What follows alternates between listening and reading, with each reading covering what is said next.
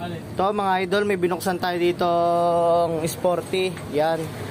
Ang issue niya, mga idol, sumasabit yung ano niya, yung shock niya dito sa gulong.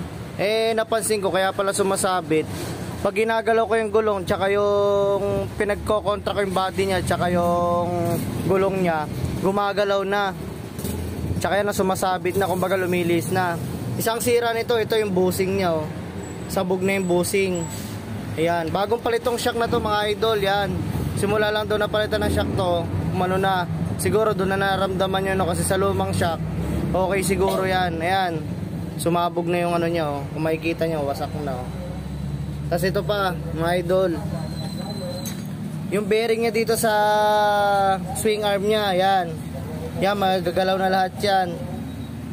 Yan o, kung mapapansin nyo. Yan, may kalog na.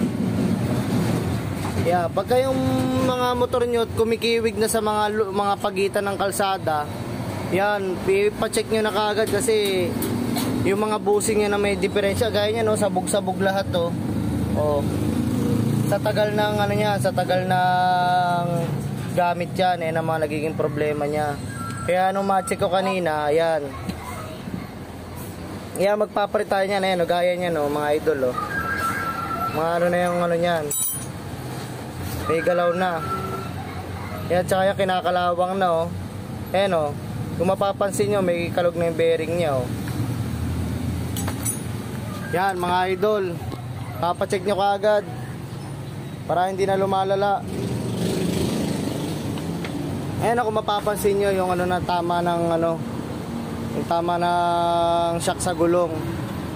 Kasi lumilis na yun, gumigewang na yung ano eh. Kumbaga hindi na pantay yung laro ng makina.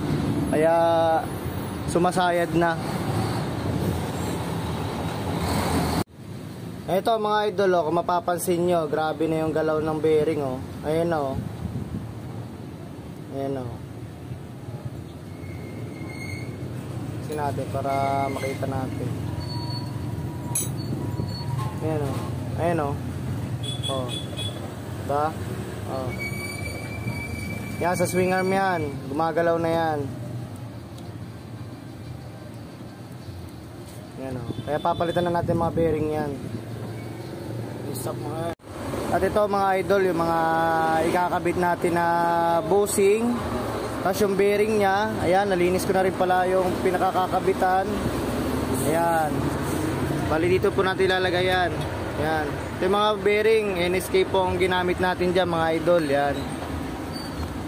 Tsaka ito po yung ikukumpara po natin. Tingnan naman po yung itsura nung ano, grabe na po yung pagkakadurog ng mga bushing niya. Ayan o. Mapapansin nyo, wala na talaga. Halos nabiyak na o. Yan. Ito po yung mga bago.